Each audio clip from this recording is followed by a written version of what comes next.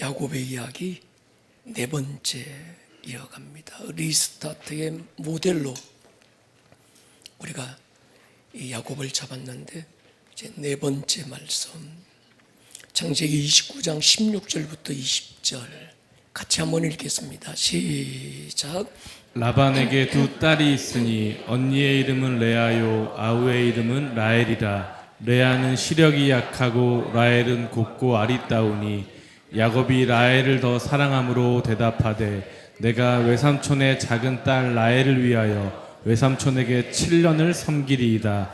라반이 이르되 그를 내게 주는 것이 타인에게 주는 것보다 나으니 나와 함께 있으라. 야곱이 라헬을 위하여 7년 동안 라반을 섬겼으나 그를 사랑하는 까닭에 7년을 며칠같이 여겼더라. 아멘.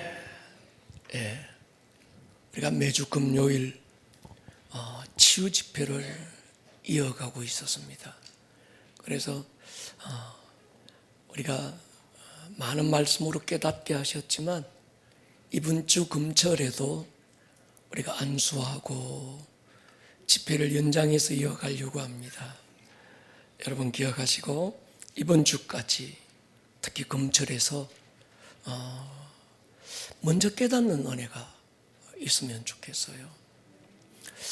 상담을 제가 오래 공부하고 했었는데 요즘 들어 특히 의미 있게 다가왔던 그때 한 단어가 기억납니다. 해석의 왜곡이라는 단어예요. 그 사람을 불행하게 하는 건 상황이 아니라 상황에 대한 왜곡된 해석이 그 사람을 불행하게 한다는 거예요. 있는 그대로 보지 못하고 자기 생각과 느낌으로 왜곡된 시각과 왜곡된 잘못된 해석이 그 사람을 불행하게 한다는 거예요. 목사님이 왜 나보고 기도하라고 하셨을까? 그래, 우리 목사님 기도하는 영적인 분이라 내가 감지하지 못하는 나의 내일의 어떤 어려움을 알고 기도하라고 하셨을 거야. 그래, 무슨 어려움이 닥칠래나 그냥 기도하라고 한 거예요.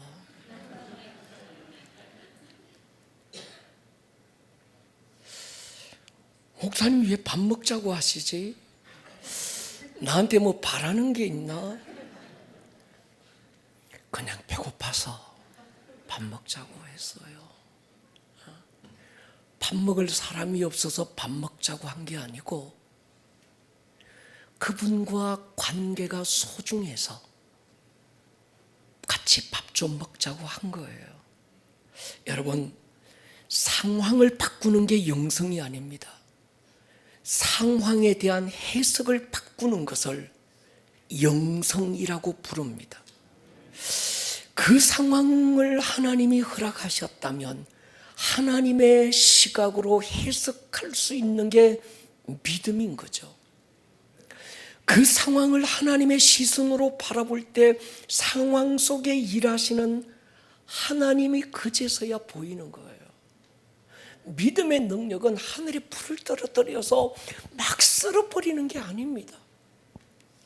때로 원치 않는 일들이 내 삶에 일어나고 바람이 불지만 이 속에도 일하시는 하나님, 뭔가 내가 모르는 하나님의 뜻이 있음을 찾아가는 것이죠. 이스라엘을 불행하게 만든 건 광야의 메마른 상황이 아니었어요. 광야의 상황은 애굽에서의 상황보다 훨씬 좋았습니다. 가나안 족속들의 거대한 힘도 아니었습니다. 그렇다고 자신들의 초라함도 아니었어요.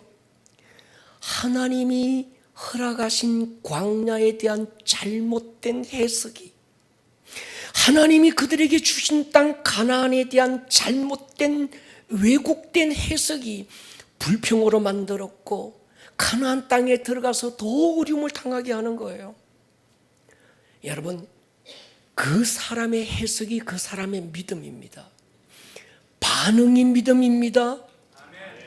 믿음의 사람이 아니면 할 수 없는 해석이 있어요. 특히 고난에 대해서 말이죠. 고난은 하나님이 내게 고난을 허락한 건 망하라고 허락하신 게 아니거든요. 하나님을 더 힘써 의지하라고 하는 하나님의 은혜거든요. 실패는 네 힘으로 안 되니 하나님 붙들고 다시 일어서라는 하나님의 사랑이거든요. 아멘입니까? 그럴수록 하나님 의지하고 하나님 붙드는 거예요. 도끼 믿지 말고 주님 믿으시기 바랍니다. 도끼는 원래 믿을 존재가 아니에요. 믿지 말아야 될 도끼 믿어서 발등 찍힌 거예요. 요단강 깊이 재고 앉았지 않을 수 있기를 축복합니다. 여리고성 두께 계산하느라 용 쓰지 마세요. 골리앗 키 재느라 머리 빠지지 마세요. 암말렉이 숫자 세느라 시간 낭비하지 마십시오. 요단강이 얼마나 깊든지, 골리앗이 얼마나 크든지, 아말렉 족속이 얼마나 강하고 숫자가 많든지 그것과 상관없이 하나님 의지할 수 있기를 축복합니다. 인생의 날에 바람은 언제나 불어왔습니다. 상황은 언제나 흔들렸어요. 인간은 배신 때렸습니다. 그럼에도 불구하고 우리가 할 일은 하나님을 선택하는 것입니다. 제가 좋아하는 찬양이 있어요. 아마 요즘 애들은 잘 모를 거예요. 사람을 보며 세상을 볼 땐 만족함이 없었네. 나의 하나님 나는 만족하.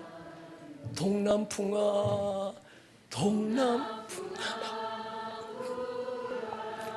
서북풍아 불어라. 가시밭에 백합화 예수 향기 날리니 할렐루야. 가시밭에 백합화 예수 향기 날리니 할렐루야. 사람 보고 세상 볼 때 실망만 자꾸 거듭됩니다. 동남풍 불고 서북풍 불 때 이리저리 흔들리면 아무것도 안 됩니다. 가시밭에 백합화 예수 향기 날릴 것입니다. 베델의 언덕에서 야곱이 하나님을 찾은 적이 없어요. 야곱이 한 건요, 아버지 속이고 사기쳐서 형 축복권 장자권 뺏은 것밖에 없어요. 그러다가 무섭고 두려우니까 도망치다가 지금 베델의 언덕에서 베개 돌베개 하나 베고 지쳐서 잠든 것, 그것 외에 야곱이 한 게 아무것도 없습니다. 그런데 하나님이 그 야곱을 찾아오는 거예요. 하늘 문 열어놓고 사닥다리 하나 내려오더니 천사들이 오르락내리락 부직갱이 들고 혼내지 않고 긍휼의 보따리 들고 오셔서 풀어놓으시면서 위로하고 격려하고, 나는 네 조부 아브라함의 하나님이고 네 애비 이삭의 하나님이고 그러나 이제 너의 하나님이야. 여러분, 하나님을 오해하지 않을 수 있기를 축복합니다. 하나님이 여러분의 삶에 개입하고 찾아오실 때 여러분을 막 채찍으로 치고 몽둥이로 뭐 두들겨 패고 그거 아니에요. 병 주고 뭐 그런 거 아닙니다. 얼마나 약하든지 얼마나 못났든지 추하여 냄새 나든지 긍휼의 보따리 들고 오는 줄로 믿습니다. 세 가지 약속하지요. 내 가는 길에 내가 동행하겠다.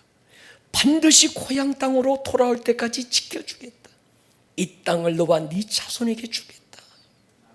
야곱 역시 베고 자든 돌베개 세우고 기름을 붓고 세 가지 서원하잖아요. 하나님이 나의 하나님이 될 것입니다. 이곳이 하나님의 집이 될 것입니다.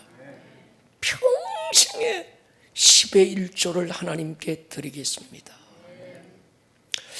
코로나가 오면서 하나님은 우리를 더 기쁨으로 이끄시겠다고 하셨어요. 그리고 열어주신 하나님 나라의 복음을 오랫도록 외치고 왔습니다. 많은 시간 반복적으로 같은 말씀을 선포했지만 요약하면 간단합니다. 존재적 신앙의 회복이었습니다. 하나님은 코로나를 통해서 왜 우리의 신앙이 이토록 무기력하고 초라한지 보게 하셨어요. 우리의 신앙이 존재가 아니라 관념에 머물러 있었던 거예요. 그저 우리의 행위와 기분과 감정에 머물러 있었던 겁니다. 그러다 보니까 실제가 아니라 교리적인 신앙이 된 거예요. 여러분, 복음의 능력은 존재를 바꾼 거예요.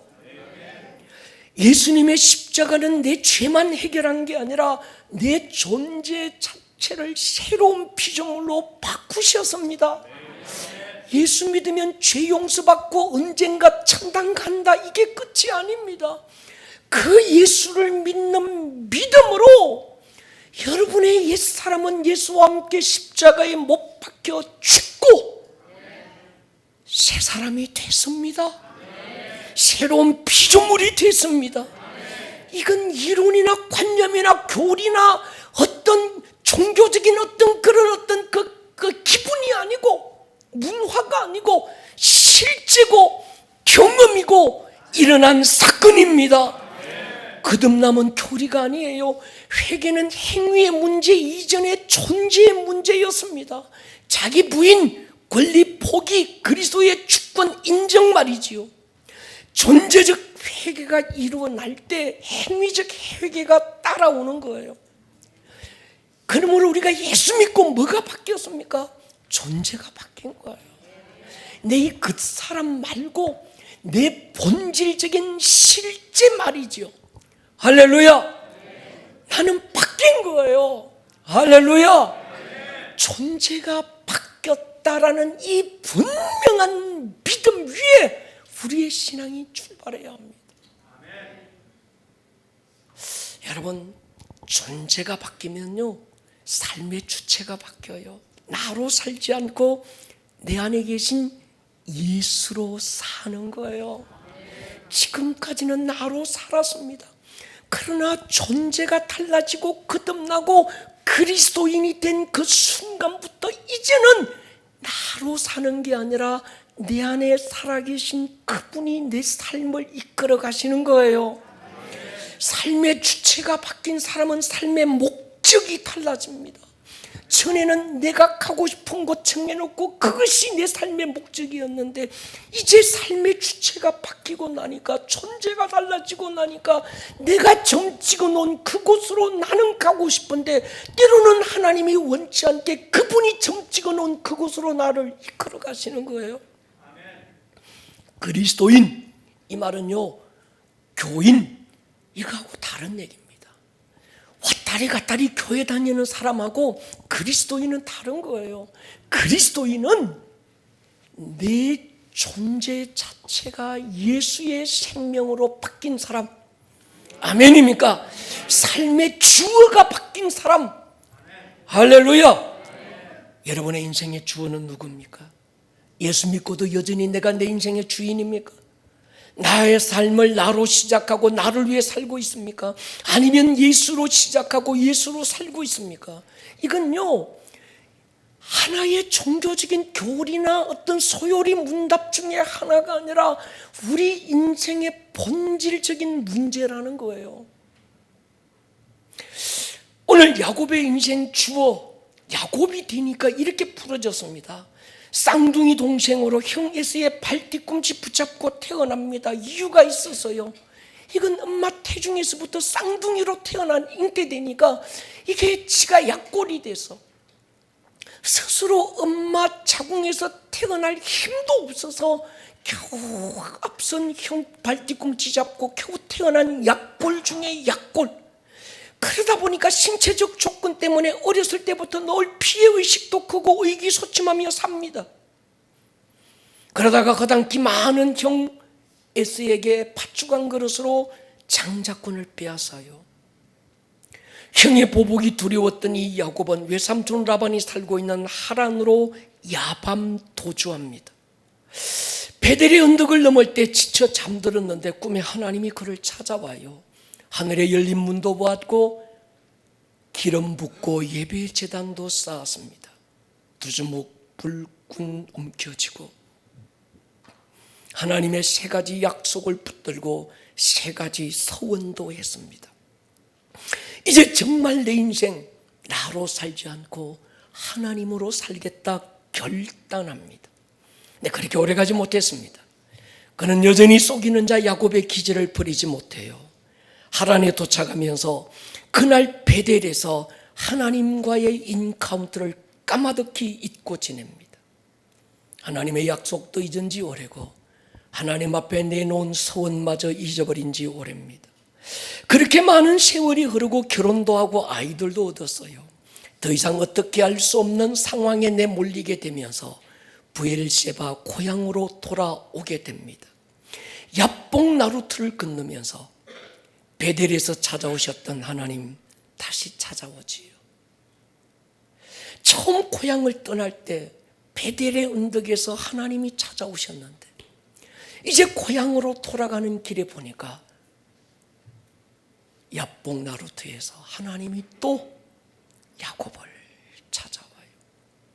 그때 그랬던 것처럼 고향으로 돌아가 찾아오신 이 하나님, 지가 하나님을 찾은 게 아닙니다. 지가 하나님 붙들겠다 막 금식하고 야복 나루트에서 막 쫙 하고 막 한 게 아니에요.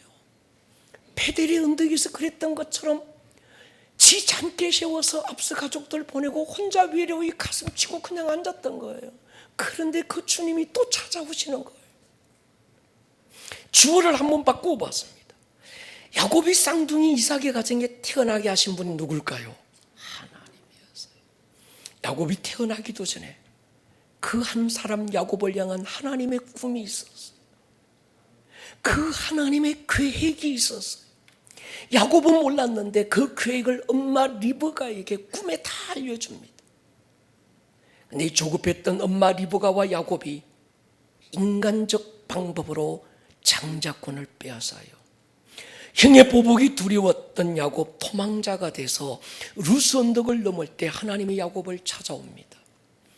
야곱이 몰랐던 하나님의 꿈을 알려주시고 그를 떠나지 않겠다 약속하고 반드시 고향으로 돌아오게 하겠다고 약속합니다.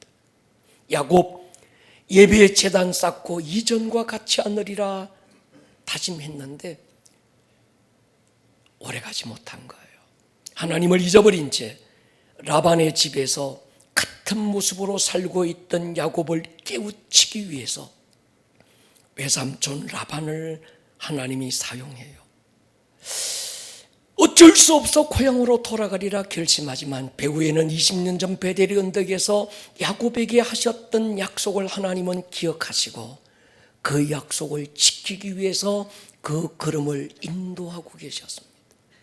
야복 나루 건널 때 군대 이끌고 달려오는 형의 분노를 마주하게 되지만 거기에는 형의 군대를 통해서 야곱을 죽이겠다는 것이 아니라 그 야곱 하나님 앞에 엎드려서 하나님이 아니면 살 수 없는 걸 깨닫게 하고 계신 거예요. 그리고 야곱 죽이라고 형 군대 보낸 게 아니고 돌아오는 길에 야곱을 지키고 호위하는 군대로 하나님이 보내신 거예요. 지나고 보니 이 순간을 위해 하나님은 야곱의 인생에 개입하고 계셨습니다. 그리고 그 밤에 찾아오셔서 네 이름이 뭐냐? 야곱입니다. 네 이름을 이스라엘이라고 해라 바꾸어 주십니다. 지나고 보니까 삶의 모든 순간 과정이 하나님의 손에 있었다는 걸 알게 되는 거예요. 외삼촌의 집에 있었던 서러움과 아픈 시간들조차 그를 변화시키고 다듬어 가시는 하나님의 사랑이었다는 걸 알게 됩니다. 주어만 바꾸었는데 왜곡된 해석을 바꾸고 보니까 모든 스토리가 달라지는 거예요. 야곱의 아들 요셉은 그의 인생의 주어를 바꾼 탁월한 사람입니다. 자기가 인생의 주어가 됐을 때는 형에 대한 배신과 분노로 힘들었을 거예요. 어떻게 아무 잘못 없는 나에게 형들이 나를 죽이려고 할 수 있을까?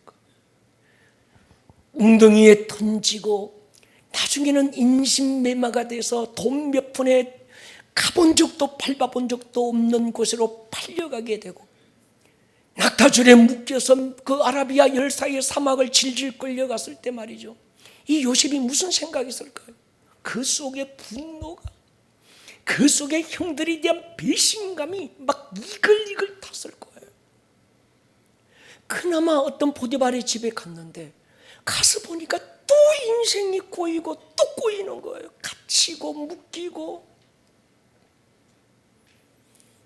그런데 요셉이 인생의 주어를 바꿉니다. 창세기 50장에 보면요, 요셉이 그들에게 이르되 두려워하지 마소서, 내가 하나님을 대신하리까.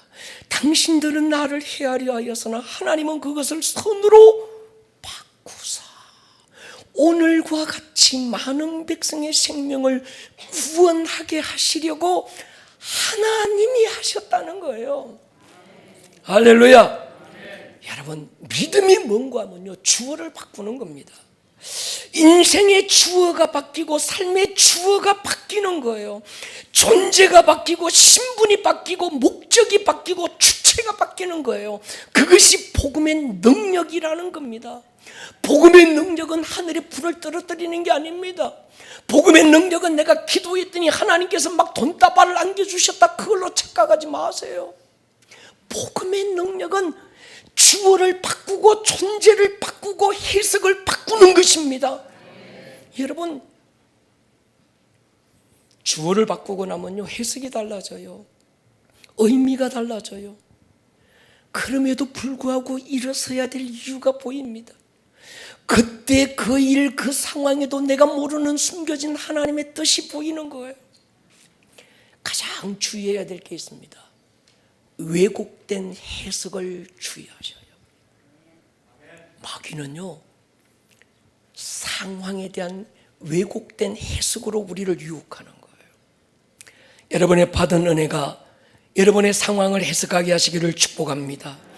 받은 상처가 당신의 상황을 해석하게 내버려 두지 마십시오. 하나님의 사랑이 해석하게 할 수 있기를 주의 이름으로 축원합니다. 베델의 언덕에서 하나님 만나고 예배드린 야곱, 외삼촌이 살고 있는 하란으로 도착합니다. 하란 한 우물 곁에서 양을 치는 사람들을 만나서 내가 라반을 찾아왔다고 말하니 잠시 후에 라반의 딸이 양떼를 몰고 양떼에게 물을 먹이기 위해서 자기를 이곳을 찾아올 거라고 알려줍니다. 그리고 시간이 지나면서 라반의 딸 라헬이 양떼를 이끌고 우물가에 왔고, 야곱은 라헬을 보자마자 그를 끌어안고 울면서 자기가 리브가의 아들 야곱이라고 소개해요. 소위 야곱과 라헬의 러브스토리, 앵두나무 우물가에서 그렇게 시작됐습니다. 라반에게 두 딸이 있었어요. 큰 딸의 이름은 레아고 작은 딸의 이름이 라헬입니다. 그러니까 여러분, 여기서 골치 아픈 삼각관계가 시작되는 거예요. 야곱은 순정남이었습니다. 앵두나무 우물가에서 만난 라헬에게 치고지순이에요. 근데 그 가정이 상당히 복잡하고 얽히고 설키기 시작합니다. 라헬을 아내로 얻기 위해서 7년을 무보수로 일해주는 순정파였어요. 드디어 7년이 지나고 첫날 밤 면사포 쓰고 앉은 아내 불 끄고 면사포 벗기고 보니 라헬이 아니라 레하였습니다. 라반에게 속은 거예요. 한마 첫날 밤에 얼굴을 가리고 들어온 레아에게 야곱이 묻지 않았을까요? 네가 누구냐? 레아가 목소리를 갑자기 바꾸었어요. 라헬이에요. 여러분, 익숙한 스토리 같지 않으세요? 야곱 자신이 아버지 이삭에게 했던 짓을 외삼촌 라반이 레아를 통해서 그대로 하고 있습니다. 네가 누구냐? 에서로소이다. 네가 정말 내 아들 에서냐? 제가 바로 아버지의 맏아들 에스로소이다. 7년 전 엄마 리브가의 각본대로 형으로 위장하고 형의 축복을 가로챘던 그때 그 사건이 야곱에게 팍 떠올랐을 거예요. 전에는 엄마의 계략이었지만 이번엔 외삼촌의 계략이었습니다. 그래서 피는 못 속인다는 말이 있는 거예요. 계략에 능한 오누이들 말이죠. 뛰는 놈 위에 나는 놈. 심은 대로. 아마 야곱은 7년 전 자신에게 당했던 에서의 마음을 조금 이해했을 거예요. 그날 우리 형이 이 기분이었겠구나. 7년을 한 번도 게으르지 않고 보수도 대가도 없이 죽으라고 충성하고 헌신했던 자신에게 왜 삼촌이 이럴 수 없다고 분노하고 있는 자신을 보면서 형이 바로 이런 기분이었다고 이해했을 거예요. 하늘이 무너지고 땅이 꺼지는 날벼락 맞은 야곱에게 라반은 궁색한 변명을 합니다. 자기들이 살고 있는 하란 이 동네는 동생을 언니보다 먼저 시집 보내는 법이 없다는 거예요. 그러면서 또 잔머리 씁니다. 지금부터 7년을 무보수로 더 일해주면 라헬까지 얹어주겠다는 거예요. 라반은 야곱의 패를 보고 있었어요. 저놈은 라헬을 위해서는 불도 뛰어들 거야. 근데 야곱은 그 패를 못 읽고 있었어요. 야곱은 라헬을 얻기 위해 7년 무보수로 일하지요. 도합 14년을 수일처럼 지냈다고 기록합니다. 이것이 사랑의 힘이라고 표현하고 싶은데 제 안에 야곱에 대한 안쓰러움이 느껴졌어요. 보십시오. 베델의 언덕을 넘어올 때 하나님의 음성을 듣고 그분을 만났어요. 영적 세계가 있다는 걸 보았습니다. 하늘의 물림도 보았고 하늘에서 이 땅에 마땅하 있는 사닥다리도 보았고 하늘의 천사들이 오르락내리락 하는 것도 보았고 하나님의 약속도 받아냈고 제단 쌓고 기름 붓고 소원까지 했어요. 평생을 하나님의 자녀로 하나님 뜻대로 살겠습니다. 두 주먹 물고 말아지고 아픈 결단도 했어요. 그런데 그때는 그때일 뿐 야곱은 하나님을 잊고 삽니다. 열렸던 하늘의 사건 다 잊어버렸어요. 하나님을 만난 적도 없는 사람처럼 하나님 앞에 내놓았던 서원도 전혀 없었던 것처럼 역시나 달라지지 않는 야곱의 모습으로 야곱이 20년을 그렇게 살아요.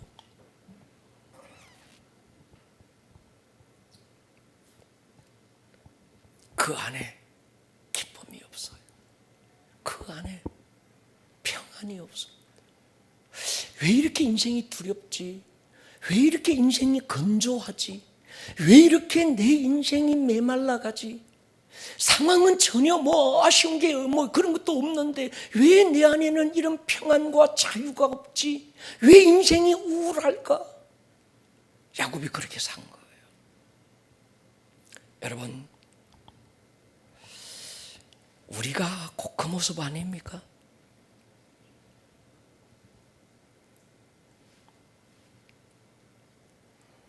그날 나를 찾아와 주셨던 하나님, 그날 받았던 그 은혜, 두 쪽 말아지고 눈물 철철 흘리면서 주님 뜻대로 살리겠습니다.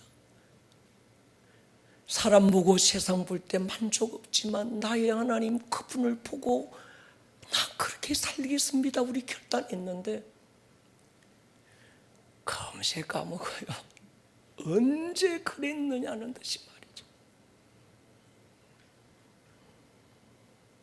여러분, 구약은요 희미한 약속이에요.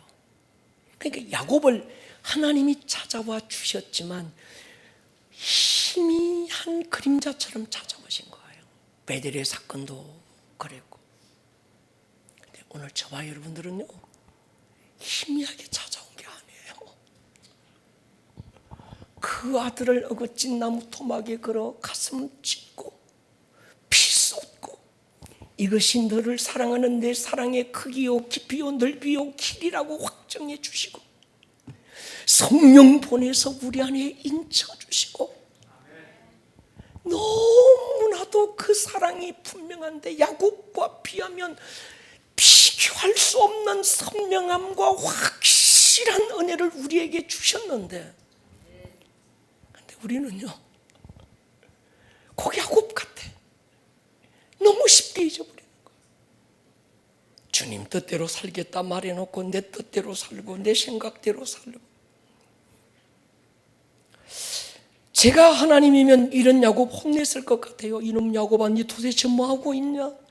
그런 은혜 받고도, 그런 사랑 받고도 네가 지금 기도 안 하냐?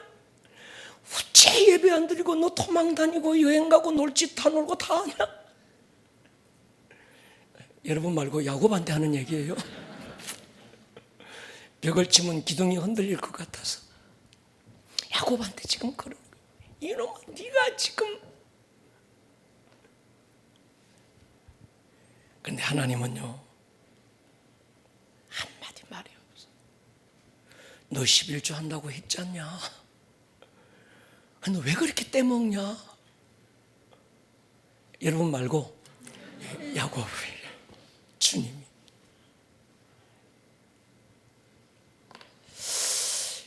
하나님은 그저 야곱을 믿고 기다리고만 있습니다. 여러분, 우리가 하나님을 오해하면 안 되는 게 여기 있습니다. 하나님이 우리에게 기대하시는 건요 대단한 결과가 아니에요. 저도 여기에 눈이 열리기까지 꽤 오랜 시간 걸렸습니다. 여러분, 하나님이 여러분을 기뻐하시는 건 하늘에 불을 떨어뜨리고 예수를 위해서 큰 성을 쌓아놓고 대단하고 엄청난 작품을 만들어 놓고, 그래 내가 주님 앞에 가면 이것 들고 가서 폼 잡을게요, 나 정도 이 정도 하고 이런 열매를 맺고 이런 결과를 가지고 내가 살았습니다, 주님 박수 쳐주고 칭찬해 달라고 얘기할 것 같은 거예요. 근데 여러분, 주님은요 여러분이 하늘의 별을 따든 불을 따든 그걸로 여러분을 평가하지 않아요. 아멘 하십시다. 위대한 작품을 만들라는 게 아니에요. 제가 옛날에 그랬어요. 제가 28살에 목사 안수 받고 29살에 집사람하고 둘이서 안방에서 교회 개척 시작하고, 정말 우리 아내가, 제가 이게 정인인데 정말 달아서 죽고 싶었어요. 내가 주를 위해서 충성하다가 난 병들어 죽지 않고 막 달아서 죽어버릴 거예요. 막 그런 작품을 만들고 하나님 앞에 서면 주님이 저 고생했다, 애썼다, 착하고 충성된 종아, 주님 앞에 서는 그날에 막 박수 쳐주고 주님이 칭찬할 줄 알았어요. 근데 주님은요 거기에 관심 없어요. 주님은 결과가 아니라 과정에 관심이 있습니다. 위대한 작품의 결과가 아니라 오늘 그분으로 기뻐하고 그분과 걸음 걷는 한 걸음 한 걸음을 기뻐하시는 거예요. 아멘입니까? 여러분 보십시오. 전도, 선교 천사에게 맡겨서면요 하루 저녁 끝나요. 김정은이 꿈에 나타나서 목 조르고 너 죽인다고 하면요 그 다음날 롤렐루야 하고 교회 뛰어나왔을 거예요. 그런데 그 일을 천사에게 안 맡기고 우리에게 맡긴 이유가 뭐냐는 거예요. 여러분, 하나님의 상은 결과를 따라 주시는 게 아닙니다. 과정을 보고 주시는 것임을 잊지 않을 수 있기를 축복합니다. 여기서 저는 이 야곱의 모습을 보면 하나님의 진심이 보이더라고요. 기다림인 거예요. 믿음으로 산다고 하면서도 여전히 자기 머리 앞서고 인간적 방법이 앞서고 자기 길을 걷고 있는 야곱이 전적으로 하나님만 의지하고 믿음으로 그 길을 기다리고만 계시는 그 하나님 말이죠. 여러분, 충동과 감동이 다릅니다. 마귀는 우리를 충동해요. 하나님은요 감동하셔요. 기다리시는 거예요. 우리가 열정을 충동으로 반응하면요 실패해요. 이미지 하나 띄워볼게요. 이게 뭔가 하면 전에 우리 선교팀들과 함께 요르단에 갔다가 요르단에서 이제 광야 여정을 거쳐오면서 가나안 땅에 들어오기 바로 직전에 느보산이 있습니다. 그 꼭대기에 보면 이 모세가 광야에서 들었던 노뱀이 여기 있습니다. 그리고 요 담 너머에는 그토록 꿈에도 그리던 가나안 땅이 환하게 보이고 있는 거예요. 이 느보산 모세 기념교회에서 만감이 교차했습니다. 그리고 멀리 요단강 건너 가나안이 보이는 이 느보산 비스가 언덕에서 모세는 무슨 생각을 했을까 싶었습니다. 왜요? 40년을 걸어왔습니다. 오직 이 목적지 하나 보고 약속의 땅 바라보고 왔고, 이제 이 언덕까지 올라왔고 저기 요단강만 건너면 약속의 땅이 보이는 거예요. 아마 물었을 거예요. 혹시 하나님의 마음이 변했을지도 몰라. 하나님 가나안 땅에 한 발자국만 밟아보면 안 될까요? 아니 하나님 밟아보면 그렇고 하루 저녁만, 많은 날도 말고 많은 날보다 하루 저녁만 가나안 땅에서 잠을 자고 그 다음날 나 데려가면 안 될까요? 하나님이 단호합니다. 너 두 가지가 보였습니다. 해석이 바뀌더라고요. 처음에 해석은 모세였습니다. 여러분 보십시오. 모세 입장에서 굉장히 억울했을 거예요.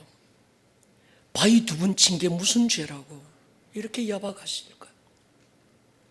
자신이 얼마나 처절하게 헌신하며 이 백성들을 여기까지 이끌고 왔는지 하나님은 잊으셨는가? 40년 때로 백성들이 죽인다고 돌을 들고 반역을 일으키고 자기를 치기도 했고 자기의 리더십에 도전한 적이 한두 번이었습니까?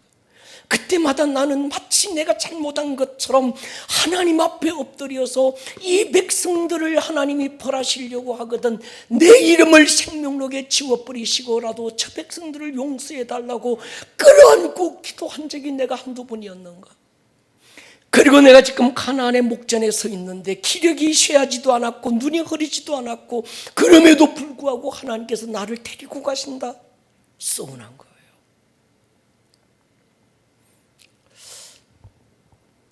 그럼에도 불구하고 이 모세는요, 여기에도 내가 모르는 하나님의 뜻이 있을 거예요.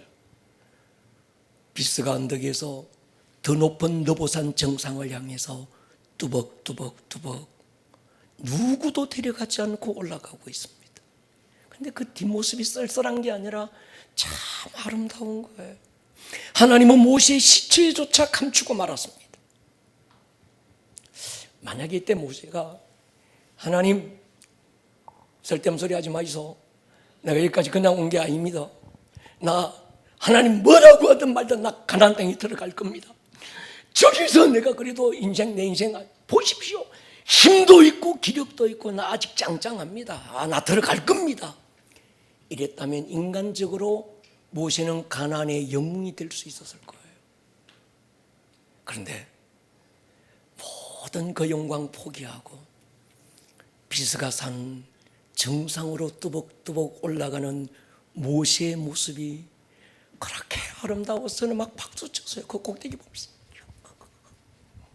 당신 멋있다. 주어를 한번 바꿔봤습니다. 보세요. 하나님은요, 광야 40년 길과 가나안 땅 전쟁의 7년은 양상이 다르다는 걸 아셨어요. 모세가 미워서 데리고 간 게 아니었어요. 지금까지는 불기둥 구름기둥으로 이끄는 대로 왔지만 이젠 31의 부족과 전쟁하며 가야 되는 거예요. 광야 40년 길 힘들고 고생했던 모세를 또 이 전쟁터로 밀어넣어서 고생시키고 싶지 않았던 하나님의 마음이 제 눈에 이게 보이기 시작하는 거예요.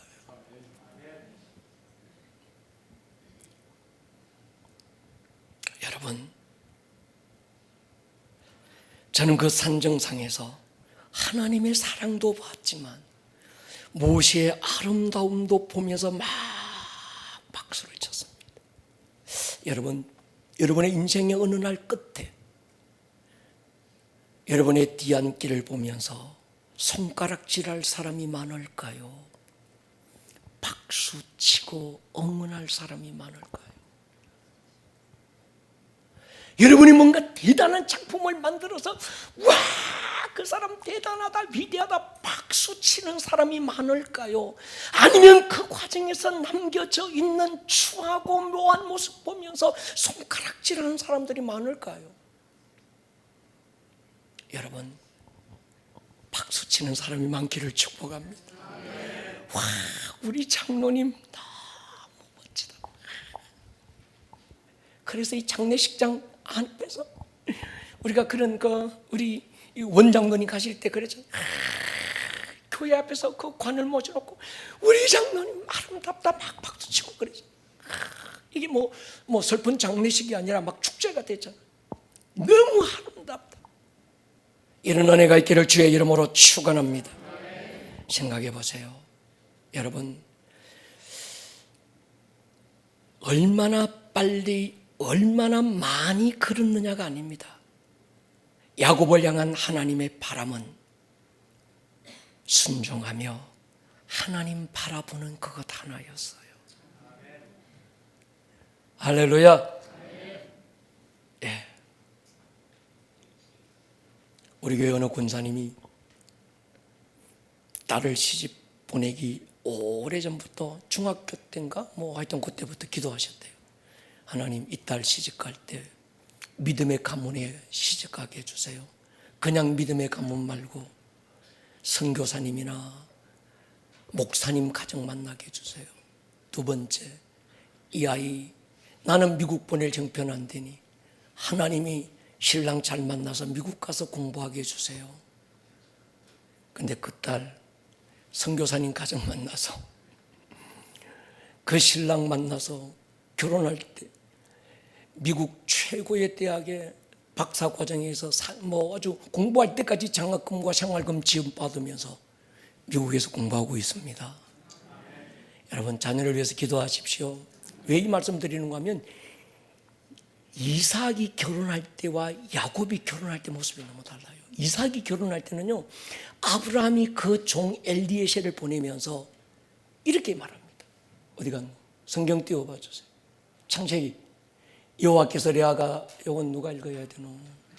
예, 우리 청년들 중에서 아무도 없네요, 우리 청년들이. 예, 그래, 네가 읽어라. 읽어보자. 시작. 아니야, 크게.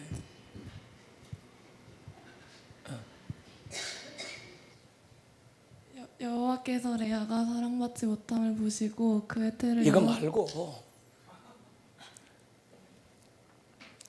아브라함 이야기 내봐라.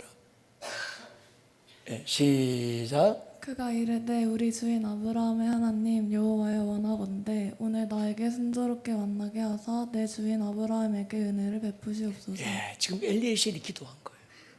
내가 보기에 좋은 사람을 내 주인 아들 이삭의 아내라고 점찍지 않고 하나님께 기도해서 하나님이 만나게 달라요. 그 다음 또 한번 보세요. 시작. 그 사람이 그를 묵묵히 주목하며 여호와께서 과연 평탄한 길을 주신 여부를 알고자 하죠. 예, 이게 뭔가 하면 자기가 만나보니까 리브가가 너무 이쁜 거예요. 그냥 혹시나 내 인간적인 감정이 앞섰을까 봐 다시 한 번 더 확인해 보는 거예요. 정말 하나님이 허락하신 사람이 맞나?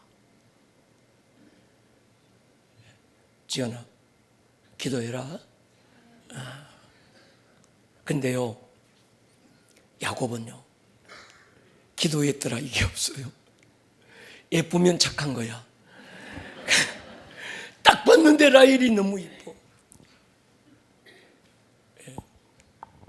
유진아, 기도해라.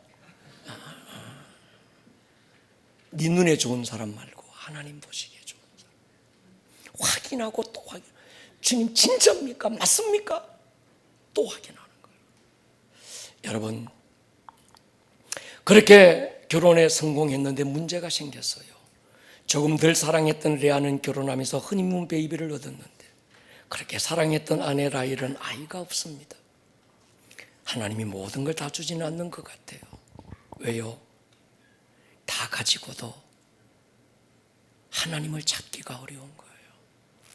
내 방법으로 선택했던, 내 어떤 그것으로 선택했던 그 결과가 오늘 이것이 하나님의 뜻이 아님을 알 때 어떻게 보여주시는가 하면, 아브라함을 통해서 이스마엘이 아니라 이삭으로, 이삭을 통해서 에서가 아니라 야곱으로 하나님의 장자권이 흐르는데, 야곱에게 와서 이젠 어디로 흐르는가 하면 라헬을 통해서 하나님의 뜻이 흐르는 게 아니라 미워했던 레아를 통해서 하나님의 뜻이 흘러요.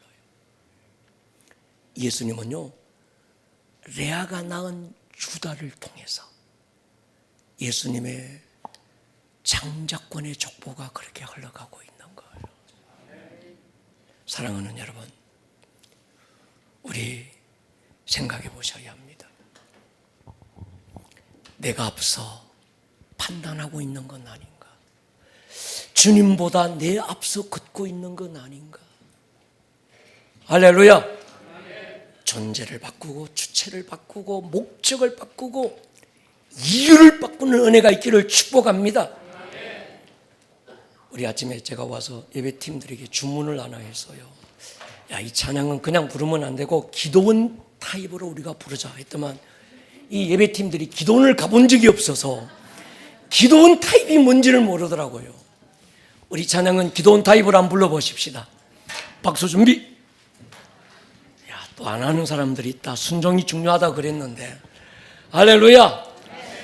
나 이제 주님의 새 생명 얻은 몸, 옛것은 지나고 새 사람이로다. 풍악을 한번 올려보십시오. 힘있게요. 나 이제 주님의 새 생명 얻은 몸, 옛것은 지나고 새 사람이로다. 그 생명 내 맘에 강같이 흐르고 그 사랑 내게 소매같이. 2절 주 안에 감추 새 생명 얻으니 이전에 줬던 것 이젠 값없다. 하늘은 은혜와 평화를 맛보니 찬송과 기도로 주 할렐루야 영생을 주 안에 살리라. 오늘도 내일도 주 3절입니다. 산천도 조목 새 것이 되었고 죄인도 원수도 친구로 변한다. 새 생명 얻은 영생을 누리니 주님을 모신 맘 새 하늘로. 4절 주 따라가는 길 험하고 멀어도 찬송을 부르며 뒤따라가리라.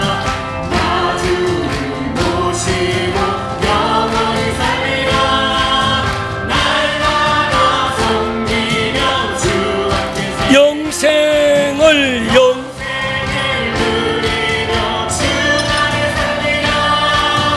오늘도 내 다시 한 번 더요. 영생을 누리며 주 안에 살리라. 오늘도 내일도 주 함께 살리라. 자리에서 한번 일어서 보십시오. 영생은 천국 가서 누리는 게 아닙니다. 오늘이라고 하는 이날 주의 뒤를 따라가며 누릴 신앙의 유업입니다. 여러분의 매일의 삶이 영생을 누리는 삶이 되기를 축복합니다. 천국은 질병도 없고 저주도 없고 죽음도 없어요. 그 천국을 오늘 누릴 수 있기를 축복합니다. 여러분의 매일의 삶에 새 생명 얻은 이 몸 옛것은 지나고 새 사람 되었으니 그 생명 내 안에서 강같이 흐르는 삶을 살게 하여 주십시오. 모든 죄책감과 그로 인해서 열려있는 모든 원수의 역사는 떠나갈지어다.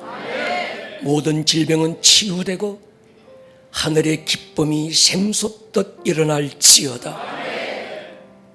지금은 우리 주 예수 그리스도 크신 은혜, 하나님 아버지 다음 없는 그 사랑, 성령님의 충만하심이 예배하고 돌아가는 모든 교우들의 삶에 지금으로부터 영원토록 함께 있을지어다. 아멘.